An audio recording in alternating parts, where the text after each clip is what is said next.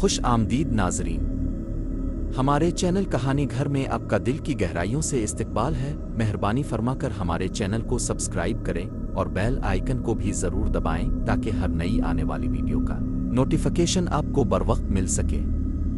शुक्रिया। रात के 2:30 बज चुके थे। शहर की रोशनियां बुझ चुकी थीं और सड़कों पर ट्रैफिक का शोर अब मुकम्मल तौर पर दम तोड़ चुका था। अरियान अपने अपार्टमेंट की 12वीं मंजिल पर अपने स्टडी रूम में बैठा लैपटॉप की स्क्रीन में गुम था। वो एक फ्रीलांस ग्राफिक डिजाइनर था और आज एक इंटरनेशनल क्लाइंट की डेडलाइन थी। कमरे में मुकम्मल खामोशी थी, सिवाय लैपटॉप के फैन की हल्की सी आवाज और बाहर चलने वाली तेज हवा के, जो खिड़की के शीशों से टकराकर एक सीटी जैसी आवाज पैदा कर रही थी।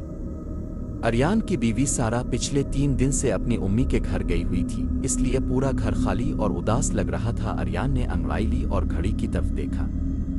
2:45। इसने बुड़बुड़ाते हुए काफी का खाली मग देखा। एक कप और बनानी पड़ेगी वरना नींद गलबा पालेगी। वो उठकर किचन की तरफ गया। किचन की लाइट ऑन की तो इसे एक अजीब सा एहसास हुआ, जैसे कोई इसे पीछे से देख रहा हो। इसने मुड़कर देखा, लेकिन वहां सिर्फ हाल का अंधेरा था।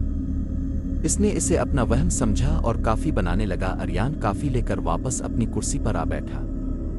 अभी इसने मग मेज पर रखा ही था कि इसका फोन वाइब्रेट करने लगा। खामोश कमरे में फोन की वाइब्रेशन एक धमाके जैसी महसूस हुई। इसने फोन उठाया। स्क्रीन पर कोई नाम नहीं था, बस वो प्राइवेट नंबर ए लिखा था। अरियान ने घड़ी देखी। ठीक रात के 3 बज रहे थी। इसने कॉल रिसीव की और कान से लगाया। हेलो। दूसरी तरफ मुकम्मल खामोशी थी। अरियान ने दोबारा कहा, हेलो, कौन है? कुछ सेकंड्स बाद एक निहायत बारीक और कपकपाती हुई आवाज आई, जैसे कोई बहुत दूर से बोल रहा हो या बहुत डरा हुआ हो। अरियान, सुनो। किचन का दरवाजा खुला रह गया है। अरियान के हाथ से काफी का मग छूटते छूटते बचा। इसे याद था कि इसने किचन से आते वक्त दरवाजा बंद किया था। आप कौन हैं और मेरा नाम कैसे जानते हैं? लेकिन जवाब देने के बजाय कॉल कट गई। अरियान का दिल जोर जोर से धड़क रहा था। इसने सोचा शायद ये इसके किसी दोस्त की शरारत है, लेकिन इस आवाज में एक ऐसी वहशत थी जो मजाक नहीं लग रही थी। वो हिम्मत करके किचन की तरफ गया। किचन में पहुंचकर उसके पांव तले से जमीन निकल गई। किचन का वो दरवाजा जो बालकोनी की तरफ खिलता था, वो चौपट खुला हुआ था और सद हुआ के झोंके अंदर आ रहे थे। ये कैसे मुमकिन है? मैंने तो इसे लॉक किया था। इसने लरसते हाथों से दरवाजा बंद किया और कुंडी चढ़ा दी। इसका माथा पसीने से शराबूर था। दूसरी कॉल और धमकी। वो वापस अपने कमरे में भागा और अंदर से कुंडी लगा ली। इसे लगा वो महफूज है, लेकिन 5 मिनट बाद फिर फोन बजा। वही प्राइवेट नंबर। अरियान ने गुस्से और डर के मारे फोन उठाया और चीख कर कहा, कौन हो तुम? क्या चाहते हो? मैं पुलिस को फोन कर दूंगा। दूसरी तरफ से कहकहा लगाने की आवाज आई, एक ऐसा कहकहा जिसमें कोई इंसानियत नहीं थी। पुलिस, वो तुम्हें मुझसे नहीं बचा सकते अरियान। तुमने दरवाजा तो बंद कर दिया, लेकिन क्या तुम्हें लगता है कि मैं अब भी बाहर हूं? अरियान की नजरें बेइख्तियार अपने बेडरूम की अलमारी की तरफ गईं, जिसका पिट हल्का सा खुला हुआ था। कॉलर ने कहा, अलमारी के नीचे देखो। तुम्हारी बीवी का दोपट्टा वहां क्या कर रहा है? अरियान की चीख निकलते निकलते रह गई। सारा तो अपना सारा सामान लेकर गई थी। वो लरसते कदमों से अलमारी की तरफ बढ़ा और जैसे ही नीचे देखा, वहां वाकई सारा का वही सुर्ख दोपट्टा पड़ा था जो वो अपने साथ लेकर गई थी। दोपट्टे पर खून के ताजा धब्बे थे। अरियान के हाथ पांव ठंडे पड़ गए। इसने कांपते हाथों से सारा का नंबर मिलाया। पहली बेल गई, दूसरी बेल, तीसरी। अचानक इसके बेडरूम के अंदर ही बेड के नीचे से सारा के फोन की रिंगटोन बजने लगी। अरियान का सांस रुक गया। वो आहिस्ता आहिस्ता बेड के नीचे झुकने लगा ताकि देखे वहां फोन है या कोई और। जैसे ही इसने बेड के नीचे देखा, इसकी आंखें खौफ से फैल गईं। वहां सारा का फोन नहीं था, बल्कि एक छोटी सी रिकॉर्डिंग डिवाइस थी जिससे रिंगटोन की आवाज आ रही थी, और इस डिवाइस के साथ एक कागज चिपका था जिस पर लिखा था, पीछे मत देखना। इसी लम्हे पूरे अपार्टमेंट की बिजली चली गई। अंधेरे में इसे महसूस हुआ कि किसी के बर्फीले हाथ इसकी गर्दन की तरफ बढ़ रहे हैं। कमरे में छाया अंधेरा इतना गहरा था कि अरियान को अपनी हथेली तक नजर नहीं आ रही थी।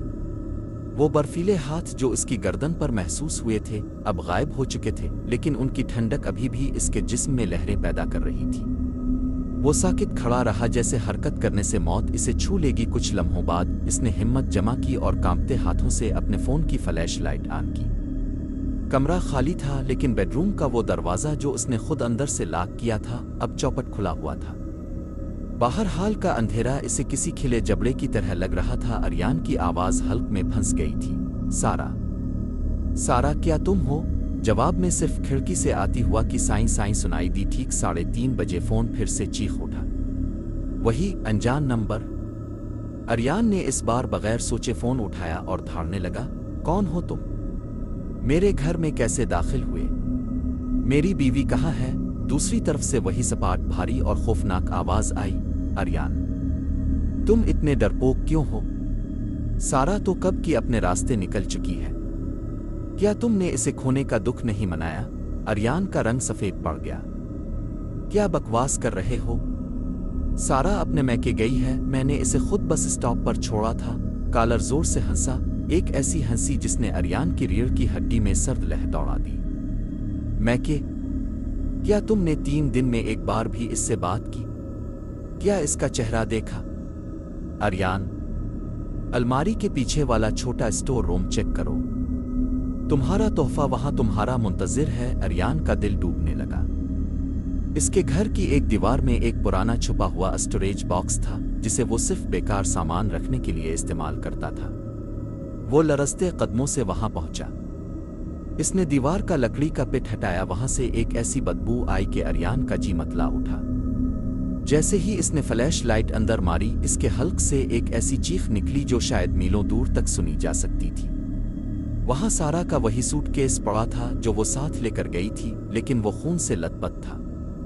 सूटकेस के ऊपर एक कागज का टुकड़ा था जिस पर लिखा था, तुमने जो किया क्या वो इतनी जल्दी भूल गए? अरियान वहीं जमीन पर बैठ गया। इसका दिमाग इसे एक हफ्ता पीछे ले गया। वो यादें जो उसने अपने जहन के किसी कोने में दफन कर दी थीं, अब बादलों की तरह उमड़ आई थीं। एक हफ्ता पहले का वो झगड़ा, सारा का चीखना, अरियान का गुस्से में आपे से बाहर होना और सारा को जोर से धक्का देना। सारा का सर मेज के नोकीले कोने से टकराया था और वो वहीं ढेर हो गई थी। वो इसे मैके छोड़कर नहीं आया था, बल्कि इसने अपनी मोहब्बत को खुद अपने हाथों से खत्म कर दिया था।